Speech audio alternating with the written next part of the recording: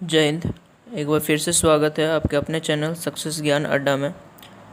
GK series को आगे बढ़ाते हुए एक बार फिर से मैं आपके सामने सेट 8 लेकर के आया हूँ, जो कि सभी एग्ज़ामों के लिए महत्वपूर्ण होने वाला है, स्पेशली आरआरबी, एनटीपीसी और ग्रुप डी को देखते हुए। तो वीडियो को अंत तक देखें। अगर वीडियो अच्छा लगे तो वीडियो को लाइक कीजिए, शेयर कीजिए एंड सब्सक्राइब कीजिए। तो चलिए शुरू करते हैं। ये रहा मेरा पहला प्रश्न। When was Major Dhyan Chand autobiography Goal published in? Major Dhyan Chand की आत्मकथा गोल्ड को कब प्रकाशित किया गया था? ऑप्शन है 1945, 1952, 1965 या 1944। इसका राइट आंसर हो जाएगा 1952। अगला प्रश्न है, earth the deepest point marine trench is located in which of the following ocean? पृथ्वी का सबसे गहरा बिंदु मैरियाना ट्रेंच निम्नलिखित में से किस महासागर में स्थित है? ऑप्शन है Atlantic ocean, Indian ocean, Pacific ocean या आर्कटिक ओशियन। तो राइट आंसर हो जाएगा पैसिफिक ओशियन। इंडियन ओशियन की बात करें तो इसमें सुंडा गर्त सबसे लंबा बिंदु है। अगला प्रश्न है, if there is a dispute in the presidential election it will be refer whom among the following? यदि राष्ट्रपति चुनाव में कोई विवाद होता है तो निम्नलिखित में से किसके संदर्भ में इलेक्शन किया जाएगा? ऑप्शन है prime minister, supreme court, parliament या इलेक्शन कमीशन। राइट आंसर हो जाएगा सुप्रीम कोर्ट के संदर्भ में। Which lens is used in spectacled for viewing 3D films? Option is bifocal lens, concave lens, convex lens या पोलराइज्ड लेंस।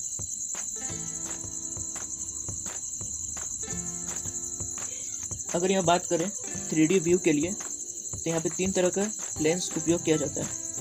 पहला है energy lens, दूसरा है पोलराइज लेंस और तीसरा हो जाएगा शटर लेंस। ये तीनों लेंस का उपयोग किया जाता है फॉर 3D व्यू के लिए। तो राइट आंसर हो जाएगा पोलराइज लेंस। अगला प्रश्न है, which historical movement was build to the visit of King George पंचम and Queen Mary to Bombay? King George पंचम और क्वीन मैरी की मुंबई यात्रा को यादगार बनाने के लिए किस ऐतिहासिक स्मारक का निर्माण किया गया था? तो ये क्वेश्चन मैं प्रीवियस क्लास में ही आपके सामने डिस्कस किया गया था। अगर 1905 की बात करें तो उसमें बंगाल विभाजन का प्रस्ताव रखा गया था और 1911 में इंग्लैंड के किंग जॉर्ज पंचम के द्वारा उस प्रस्ताव को ठुकराया गया था। और जब 1911 पे जॉर्ज पंचम भारत आ रहे थे तो उन्हीं के स्वागत की खुशी में लोगों ने गेटवे ऑफ इंडिया बनाया था। राइट आंसर हो जाएगा गेटवे ऑफ इंडिया। अगला प्रश्न है, who was the writer of the book why I am Hindu? Option है अर्नब गोस्वामी, प्रणब मुखर्जी, शशि थरूर या none of the above. Right answer हो जाएगा शशि थरूर। अगला प्रश्न है, where is the headquarter of United Nation for women's? Geneva, Paris, London या न्यूयॉर्क। राइट आंसर हो जाएगा न्यूयॉर्क। नेक्स्ट प्रश्न, who is the first prize winner of Jnanpith award?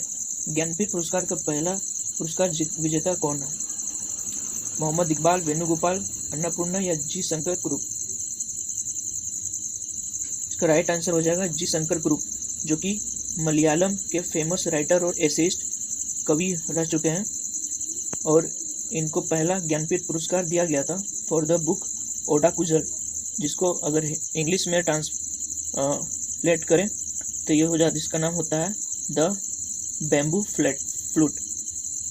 Right answer हो जाएगा जी शंकर ग्रुप। अगला प्रश्न,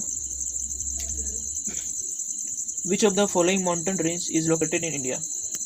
भारत में निम्नलिखित में से कौन सी पर्वत श्रृंखला स्थित है? ऑप्शन है साल्ट रेंज, सुलेमान, पीर पंजाल या अराकोन। अगर बात करते हैं साल्ट रेंज की तो ये पाकिस्तान में स्थित है। अगर सुलेमान की बात करते हैं तो ये पाकिस्तान में भी है और अफगानिस्तान में भी स्थित है। अगर पीर पंजाल की बात करें तो ये इंडिया में।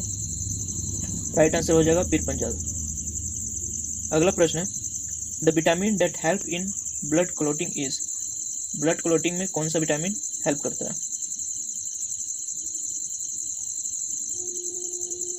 अगर केमिकल नेम की बात करें तो विटामिन सी का केमिकल नेम होता है स्कर्वी, विटामिन डी का केमिकल नेम होता है कैल्सीफेरोल, विटामिन के का केमिकल नेम होता है फिलोक्विनन और विटामिन ई का नाम होता है टेकोफेरोल।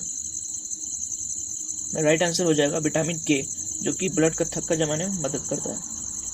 अगला प्रश्न है, name the process by which bubble from liquid are form, उस प्रक्रिया का नाम बताइए जिसके द्वारा तरल से बुलबुला बनता है। इसका एग्जाम्पल आप ले सकते हैं, जैसे कि कोई भी कोल्ड ड्रिंक अगर पीता है। अगला प्रश्न है, name the process by which bubble from liquid are form, उस प्रक्रिया का नाम बताइए जिसके द्वारा तरल से बुलबुला निकलता है।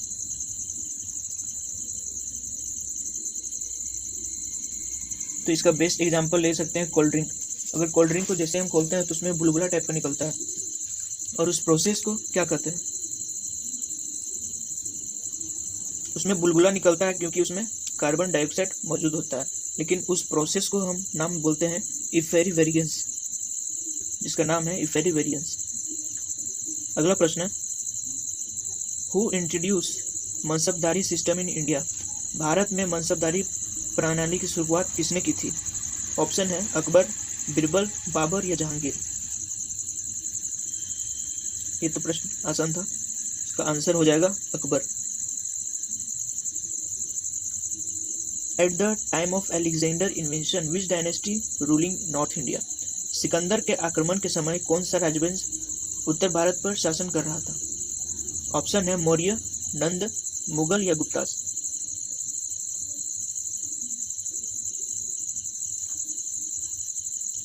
राइट आंसर हो जाएगा नंद डायनेस्टी।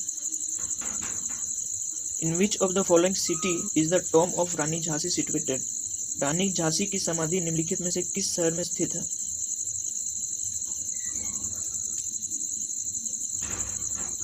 सही उत्तर हो जाएगा ग्वालियर।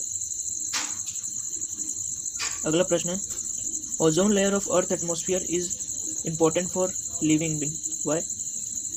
पृथ्वी के वातावरण की ओजोन परत जीवित जीवों के लिए महत्वपूर्ण है, क्यों?